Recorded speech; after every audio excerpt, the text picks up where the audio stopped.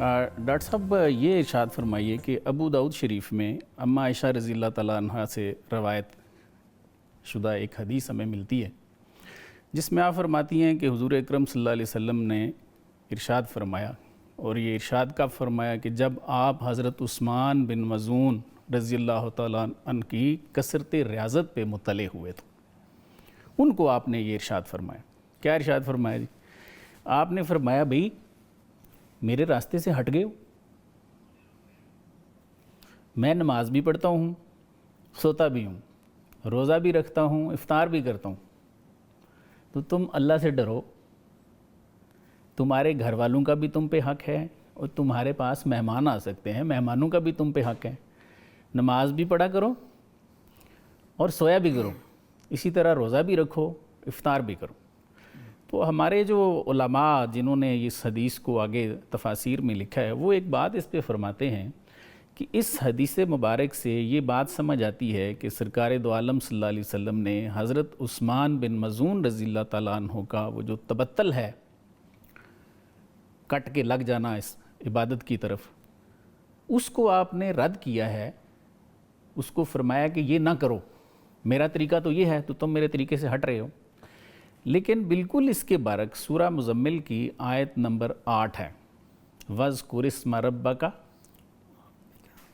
وَاذْكُرِ اسْمَ رَبَّكَ، اپنے رب کے اسم کا ذکر کرو، وَتَبَتَّلْ إِلَيْهِ تَبْتِيلًا، اور سب کچھ چھوڑ چھاڑ کے اسی کے ہو جاؤ۔ تو اس پہ ارشاد فرمائیں کہ یہ ایک جو ہمیں اس میں تفاوت نظر آتی ہے، اس میں کیا راز ہے؟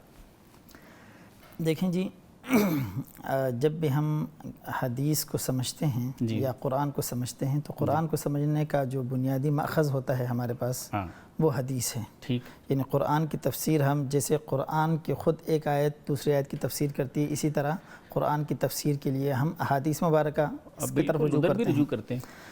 تو آپ صلی اللہ علیہ وسلم کا جو یہ فرمان ہے حضرت عثمان بن مظعون رضی اللہ عنہ کو، یہ خود اس بات کی وضاحت کر رہا ہے کہ وہاں تبتل سے کیا مراد ہے۔ ٹھیک ہے، یعنی ایک یہ ہے کہ دنیا کے اندر آپ رہیں اور دنیاوی خواہشات، دنیاوی امور آپ کے دل کے اندر اتنا گھر کر جائیں اور کہ وہ آپ کو دنیا کے یا دینی معاملات سے یا عبادت سے یا اللہ سے غافل کر دیں۔ ٹھیک ہے نا؟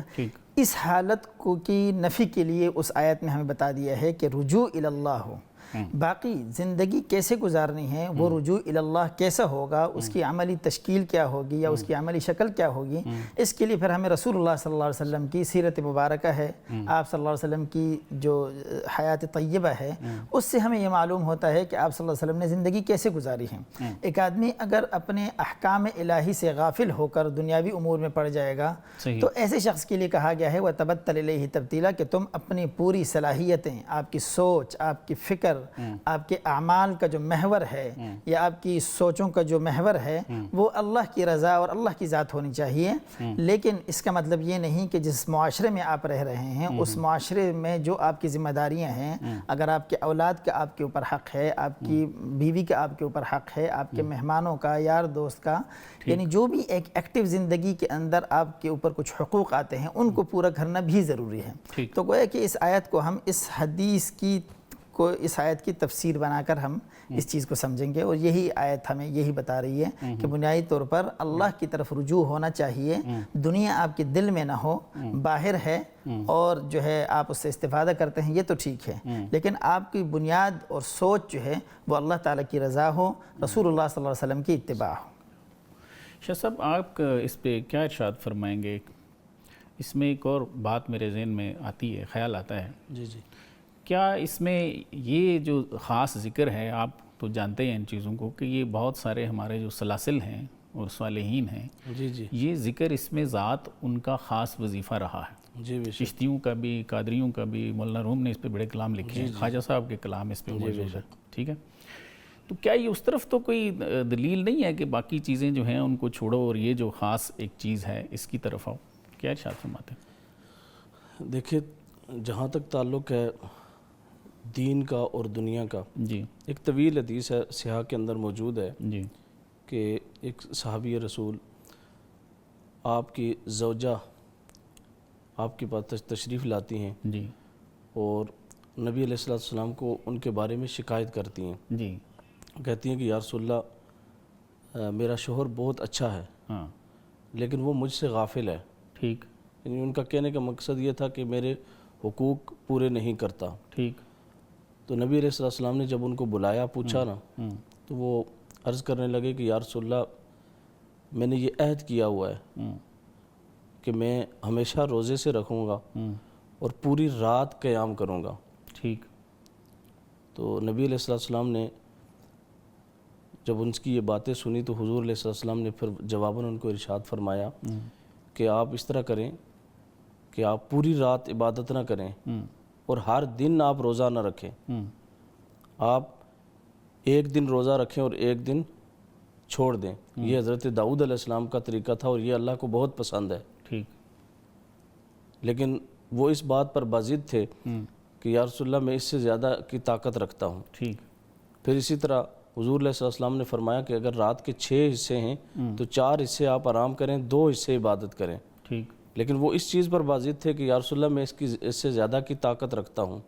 تو نبی علیہ السلام نے پھر انہیں فرمایا کہ آپ کی بیوی ہے، آپ کے رشتہ دار ہیں، آپ کا خاندان ہے، آپ کے پڑوسی ہیں، آپ کی مہمانداری ہے، آپ کا میل جول ہے، ان ساروں کے آپ کے اوپر حقوق ہیں اور وہ حقوق آپ نے ادا کرنے ہیں.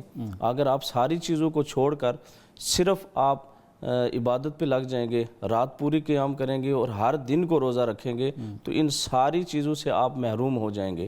پھر جب قرآن مجید کی تلاوت کی باری آئی تو انہوں نے کہا یا رسول اللہ میں ہر رات کو قرآن مجید ختم کرنا چاہتا ہوں. تو حضور علیہ السلام نے فرمایا کہ نہیں، آپ 30 دنوں میں قرآن مجید ختم کریں. انہوں نے کہا یا رسول اللہ میں اس سے زیادہ کی طاقت رکھتا ہوں. تو حضور علیہ السلام نے فرمایا کہ شرین آپ 20 دنوں میں ختم کر لیں. پھر وہ عرض کرنے لگے یا رسول اللہ میں اس سے بھی زیادہ کی طاقت رکھتا ہوں. حضور علیہ السلام نے فرمایا کہ آپ 10 دن کے اندر تلاوت کر لیا کریں. وہ عرض کرنے لگے یا رسول اللہ میں اس سے بھی زیادہ کی طاقت رکھتا ہوں. آپ علیہ السلام نے فرمایا کہ آپ 7 دن میں تلاوت کر لیا کریں. جب اس سے بھی کمی کا انہوں نے کہا تو حضور علیہ السلام نے فرمایا کہ یہ میرا طریقہ نہیں ہے. اور اس آیت کی شرح میں محدثین فرماتے ہیں کہ اسی وجہ سے قرآن مجید کے پھر 30 پارے بنا دیے گئے کہ اگر قرآن مجید کو کوئی تلاوت کرنا چاہے تو روزانہ 1 پارہ کرے. اگر کسی نے بہت جلدی پڑھنا ہے تو پھر اس کے 7 حدود کو 7 منزلیں قائم کر دی گئی کہ وہ 7 دن میں اس کو پڑھ لے. مطلب شاہ صاحب جو ڈاکٹر صاحب نے اس کی تشریح کی ہے، آپ سمجھتے ہیں کہ اسی حدیث کی روشنی میں ہی اس آیت کو بھی دیکھنا چاہیے. اس آیت کو اسی کی روشنی میں اس حدیث پاک کو بھی دیکھتے ہیں کہ نبی علیہ السلام ان کو بتانا یہ چاہتے تھے کہ حقوق اللہ کے ساتھ ساتھ حقوق العباد بھی ہیں. ٹھیک ہے. اور اب حقوق اللہ اور حقوق العباد کو جب ہم ان کا موازنہ کرتے ہیں تو 10% یا 20% جو ہے وہ حقوق اللہ ہیں اور 80% یا 70% یا اس سے زائد حقوق العباد ہیں. صحیح. تو یقیناً اگر بندہ ہر وقت عبادت میں لگا رہے گا یا ایک حجرے کے اندر بیٹھ جائے گا یا کسی غار میں چلا جائے گا یا تنہائی میں بیٹھ کے دن رات اللہ اللہ کرے گا تو یقیناً وہ ان سارے حقوق سے محروم ہو جائے گا. صحیح، بالکل صحیح. دین اسلام کے مختلف امور سے آگہی کے لیے ابھی سنو نیوز کا یوٹیوب چینل سبسکرائب کیجئے اور بیل آئیکن کا بٹن ضرور پریس کیجئے.